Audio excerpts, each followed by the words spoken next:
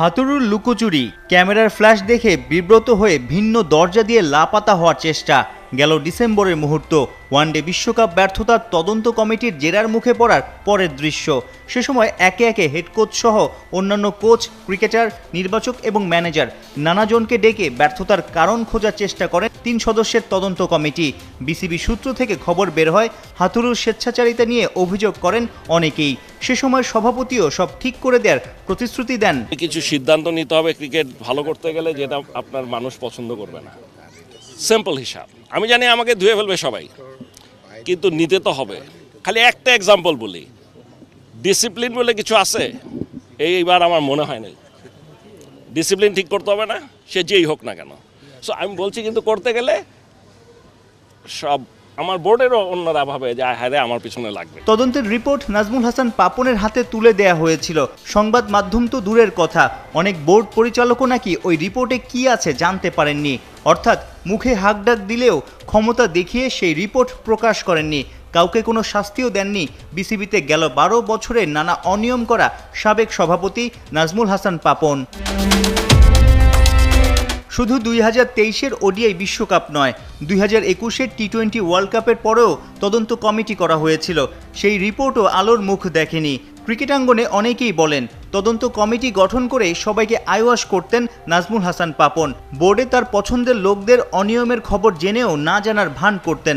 বলা যায়, গেল ১২ বছরে দেশের ক্রিকেটের ১২টাই বাজিয়েছেন সাবেক সভাপতি পাপন। সময় বদলেছে, নতুন বাংলাদেশে বের হয়ে আসছে সব থলের বিড়াল।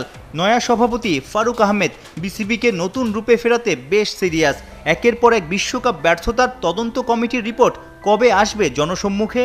আমার মনে হয় এটা আমি প্রকাশ করব, বিকজ এটা আমি পার্ট না, সো এটা আমার প্রকাশ করতে কোনো অসুবিধা নাই। এটা জনসম্মুখে আসবে এবং সবচেয়ে বড় কথা, শুধু আপনাদের জানবেন না, এটা দেখে এটার থেকে যে রেকমেন্ডেশন, আমি জানি না কোনো রেকমেন্ডেশন থাকবে কিনা, কারণ আকরাম খান লাস্ট সে তদন্ত কমিশনের সে কিন্তু মেম্বার ছিল, right, if I am not wrong. সে যখন এটা জনসম্মুখে দেখতে চায়, সো আমি তো তাহলে মানে অবশ্যই দেখতে চাই এবং এটা দেখে আমি কাজ করতে চাই। ৯০০ কিংবা ১০০০ কোটি টাকা আছে বিসিবির। এফডিআর নিয়ে প্রায় সময় গর্ব করতেন সাবেক সভাপতি। অথচ আয় ব্যয়ের হিসেব তোলা হয়নি ওয়েবসাইটে, জানানো হয়নি মিডিয়াকেও। স্বচ্ছতা একদমই ছিল না নাজমুল হাসানের বোর্ডের। পাপনের আমলে ব্যাংকে স্ত্রীর প্রমোশনের জন্য বিসিবির টাকা নিয়েও নয়ছয় করেছেন প্রধান হিসাবরক্ষক মান্নান।